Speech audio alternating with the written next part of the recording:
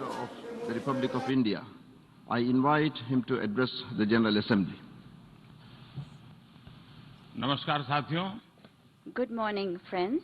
His Excellency Abdulla Shahid जी, His Excellency Mr. Abdullah आपको Shahid. अध्यक्ष पद संभालने की First of all, I would like to हार्दिक बधाई. warmly congratulate you on आपका अध्यक्ष assuming बनना the office of President of the सभी UNGA. विकासशील देशों Your becoming president is और a विशेषकर matter of pride for all developing small countries island developing and states के in लिए particular for small island गौरव की developing बात है. states.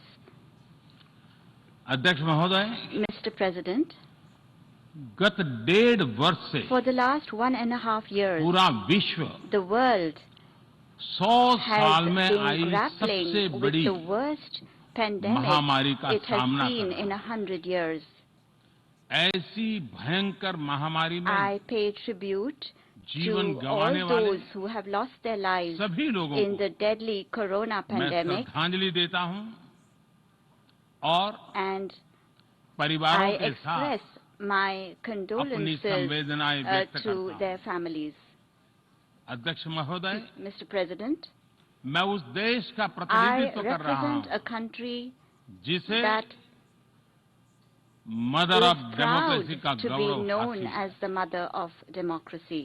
लोकतंत्र की हमारी We have हजारों had वर्षों की a महान great परंपरा रही. tradition of democracy that goes back thousands of इस years. 15 अगस्त को On 15th of भारत ने August this year, अपनी आजादी के India entered 75वें the साल में प्रवेश 75th किया. year of its independence.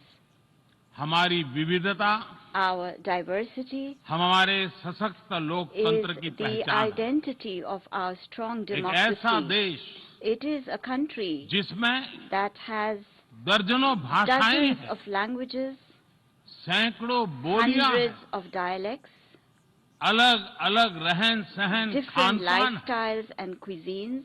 ये vibrant This is democracy the का best बेहतरीन example of a उदाहरण है. vibrant democracy.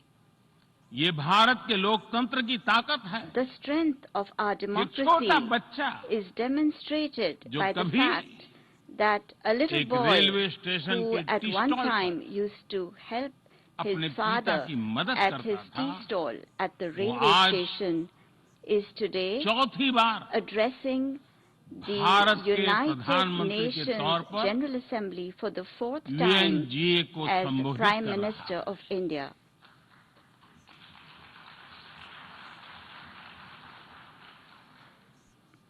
सबसे लंबे समय तक I will soon Gujarat have का spent 20 मुख्यमंत्री years serving और my फिर countrymen as पिछले head of 7 साल government. से First as the Bharat longest के serving प्रधानमंत्री Chief के Minister तौर of पर मुझे Gujarat and then Head of as Government Prime की Minister भूमिका में for the last 7 years. देशवासियों की सेवा करते हुए 20 साल हो रहे हैं.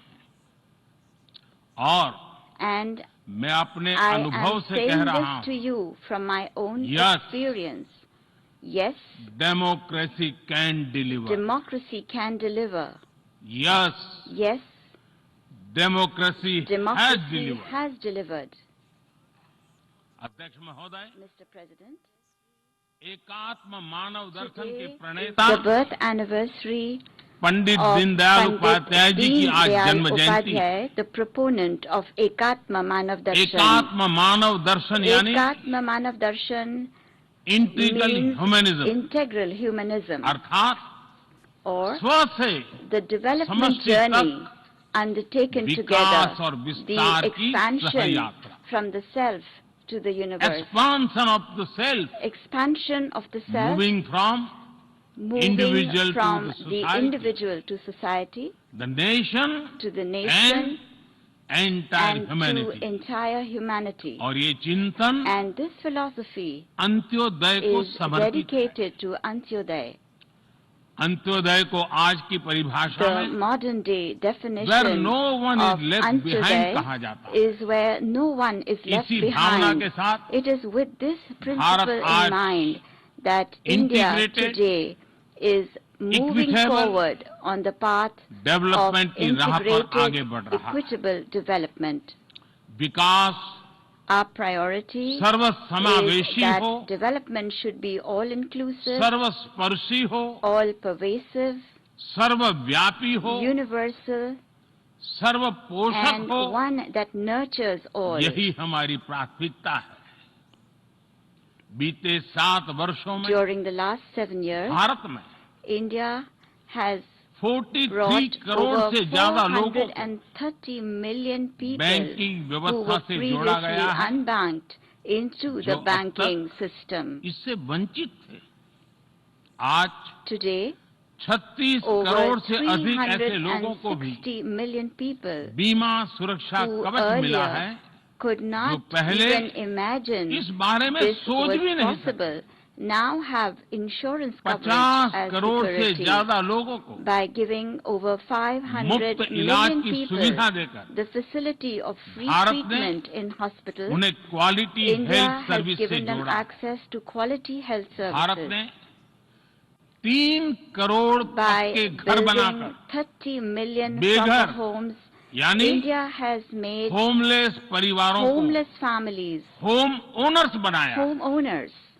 अध्यक्ष महोदय, Mr. President, प्रदूषित पानी polluted water भारत ही नहीं, is a very big पूरे problem, विश्व not just for और India, खासकर but for the entire गरीब और world, and in विकासशील देशों particular की for poor and बहुत developing बड़ी countries. समस्या है।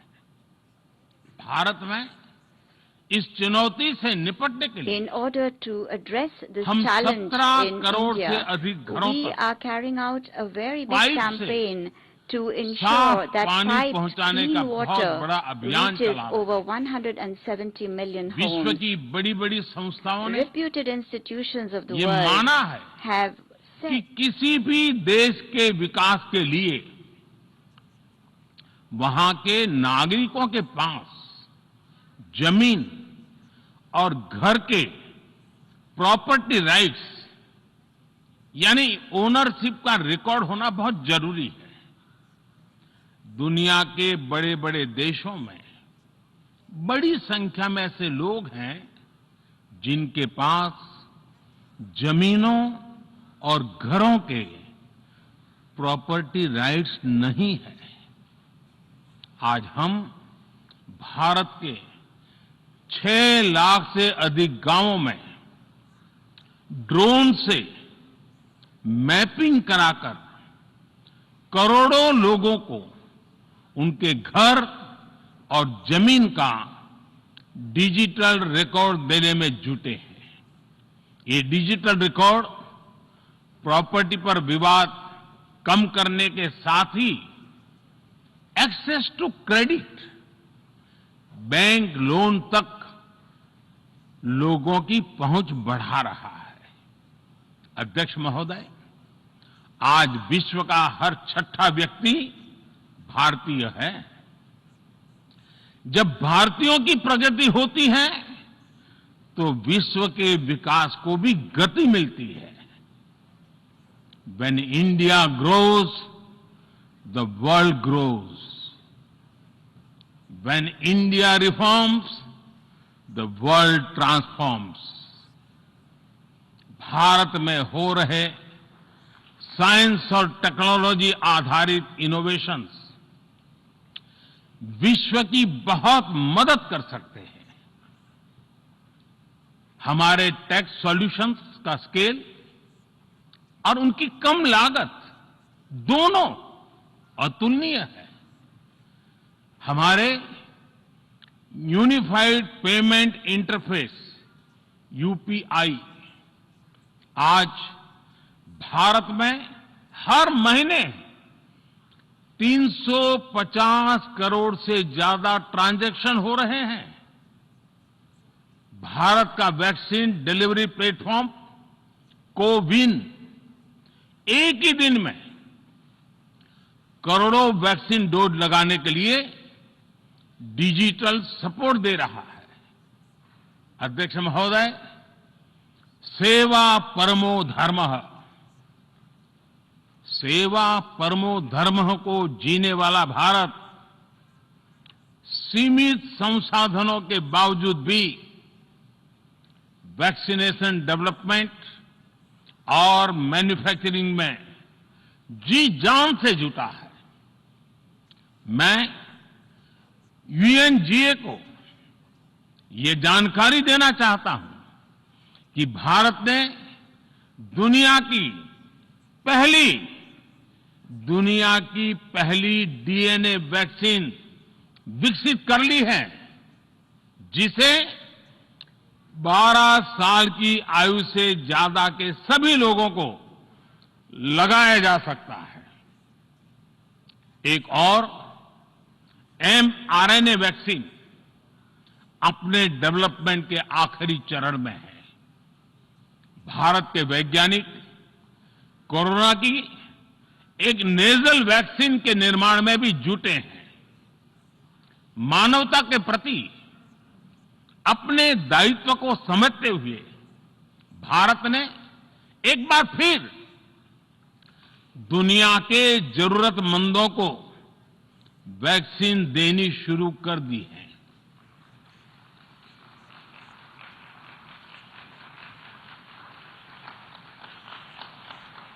मैं आज दुनिया भर के वैक्सीन मैन्युफैक्चरर्स को भी आमंत्रित करता हूं, कम मेक वैक्सीन इन इंडिया।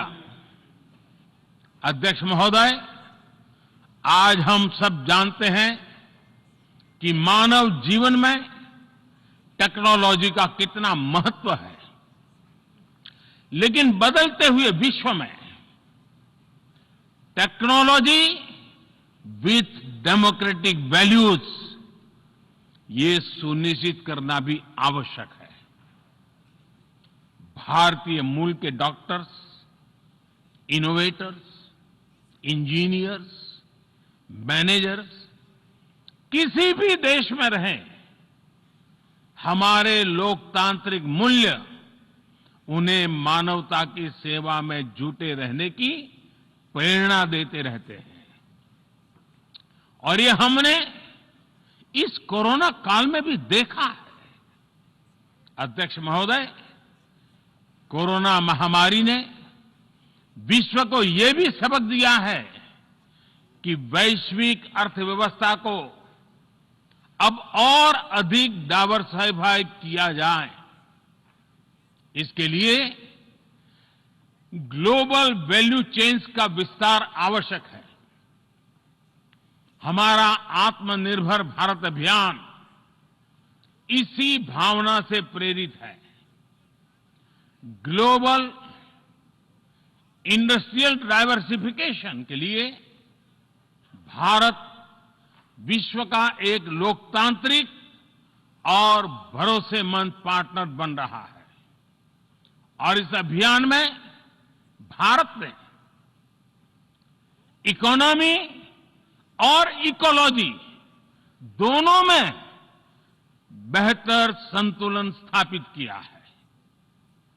बड़े और विकसित देशों की तुलना में क्लाइमेट एक्शन को लेकर भारत के प्रयासों को देखकर आप सभी को निश्चित ही गर्व होगा।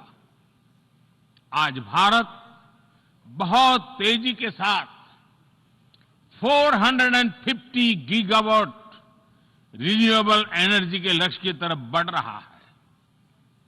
हम भारत को दुनिया का सबसे बड़ा ग्रीन हाइड्रोजन हब बनाने के अभियान में भी जुट गए हैं। अध्यक्ष महोदय, हमें अपनी आने वाली पीढ़ियों को जवाब देना है कि जब फैसले लेने का समय था, तब जिन पर विश्व को दिशा देने का दायित्व था, वो क्या कर रहे थे। आज विश्व के सामने रिग्रेसिव थिंकिंग और एक्सट्रीमिज्म का खतरा बढ़ता जा रहा है।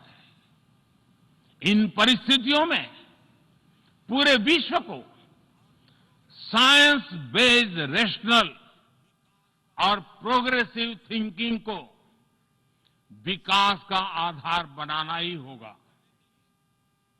साइंस बेस्ड अप्रोच को मजबूत करने के लिए भारत एक्सपीरियंस बेस्ड लर्निंग को बढ़ावा दे रहा है। हमारे यहां स्कूलों में हजारों अटल टिंकरिंग लैब खोली गई है, इंक्यूबेटर्स बने हैं और एक मजबूत स्टार्टअप इकोसिस्टम विकसित हुआ है।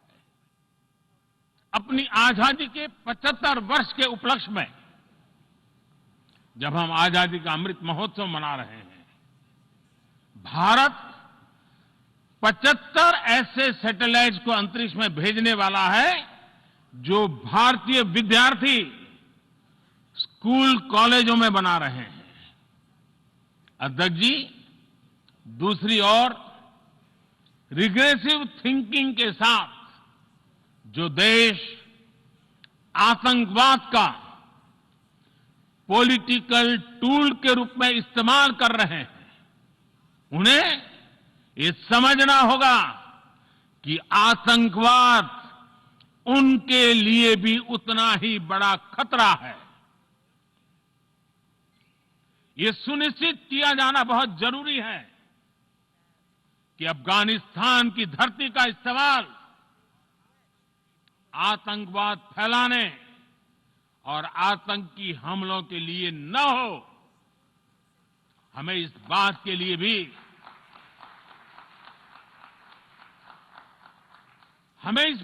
लिए भी सतर्क रहना होगा कि वहां की नाजुक स्थितियों का कोई देश अपने स्वार्थ के लिए एक टूल की तरह इस्तेमाल करने की कोशिश न करें। इस समय अफगानिस्तान की जनता को, वहां की महिलाओं और बच्चों को, वहां की माइनॉरिटीज को मदद की जरूरत है और इसमें हमें अपना दायित्व निभाना ही होगा। अध्यक्ष महोदय, हमारे समंदर भी हमारी साझी विरासत है, इसलिए हमें ये ध्यान रखना होगा कि ओशन रिसोर्सेज को हम यूज करें, एब्यूज नहीं। हमारे समंदर अंतर्राष्ट्रीय व्यापार की लाइफलाइन भी है। इन्हें हमें एक्सपांशन और एक्सक्लूजन की दौड़ से बचाकर रखना होगा। रूल बेस्ड वर्ल्ड ऑर्डर को सशक्त करने के लिए अंतर्राष्ट्रीय समुदाय को एक सुर में आवाज उठानी ही होगी। सुरक्षा परिषद में भारत की प्रेसिडेंसी के दौरान बनी विस्तृत सहमति विश्व को मैरीटाइम सिक्योरिटी के विषय में आगे बढ़ने का मार्ग दिखाती है। अध्यक्ष महोदय, भारत के महान कूटनीतिज्ञ आचार्य चाणक्य ने सदियों पहले कहा था, कालातिक्रमात् काल एव फलम पिबति। जब सही समय पर सही कार्य नहीं किया जाता तो समय ही उस कार्य की सफलता को समाप्त कर देता है। संयुक्त राष्ट्र को खुद को प्रासंगिक बनाए रखना है तो उसे अपनी इफेक्टिवनेस को सुधारना होगा, रिलायबिलिटी को बढ़ाना होगा। यूएन पर आज कई तरह के सवाल खड़े हो रहे हैं। इन सवाल को हमने क्लाइमेट क्राइसिस में देखा है, कोविड के दौरान देखा है, दुनिया के कई हिस्सों में चल रही प्रॉक्सी वॉर, आतंकवाद और अभी अफगानिस्तान के संकट ने इन सवालों को और गहरा कर दिया है। कोविड के ओरिजिन के संदर्भ में और ease of doing business ranking को लेकर वैश्विक गवर्नेंस से जुड़ी संस्थाओं ने दशकों के परिश्रम से बनी अपनी विश्वसनीयता को नुकसान पहुंचाया है। ये आवश्यक है कि हम यूएन को ग्लोबल ऑर्डर, ग्लोबल लॉज और ग्लोबल वैल्यूज के संरक्षण के लिए निरंतर सुदृढ़ करें। मैं नोबेल पुरस्कार विजेता गुरुदेव रविंद्रनाथ टैगोर जी के शब्दों के साथ अपनी बात समाप्त कर रहा हूं। शुभो कर्मोपोथे, शुभो कर्मोपोथे, ধোরো নির্ভয়োগান, সব দুর্বল সৈন্যস होक अवसान। अर्थात अपने शुभ कर्म पथ पर निर्भीक होकर आगे बढ़ो, सभी दुर्बलताएं और शंकाएं समाप्त हो। ये संदेश आज के संदर्भ में संयुक्त राष्ट्र के लिए जितना प्रासंगिक है, उतना ही हर जिम्मेदार देश के लिए भी उतना ही प्रासंगिक है। मुझे विश्वास है हम सबका प्रयास विश्व में शांति और सौहार्द बढ़ाएगा, विश्व को स्वस्थ, सुरक्षित और समृद्ध बनाएगा। इन्हीं शुभकामनाओं के साथ बहुत बहुत धन्यवाद। नमस्कार।